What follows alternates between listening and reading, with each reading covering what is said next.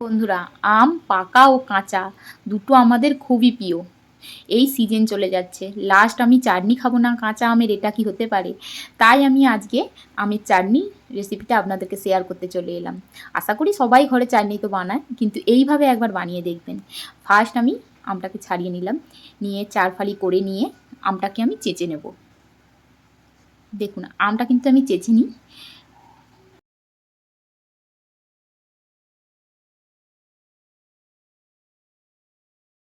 আমটা আমার চাঁচা হয়ে গেছে। এইদিকে টক জলটা আমি ঝারিয়ে নেব। আর এদিকে আমি কড়া বসিয়ে কালো সরষে আর শুকনো লঙ্কা একটা ফোড়নে দিয়ে দিলাম। ব্যাস, লঙ্কাটা একটু লাল হয়ে গেলেই আমি আমটা তুলে দিলাম।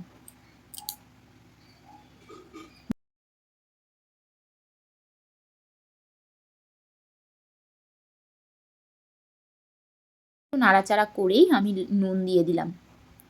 নুনটা দিয়ে নাড়াচাড়া করার পর আবারও আমি চিনিটা পরিমাণ মতন দিলাম। চলুন একটু হতে থাকুক, আমি এদিকে কাজু আর কিশমিশটা মিশিয়ে দিলাম। দেখুন, আমার চাটনিটা কিন্তু রেডি হয়ে গেছে। কেমন লাগলো অবশ্যই জানাবেন। আমাদের বাঙালিদের শেষ পাতে চাটনি হলে মন্দ হয় না।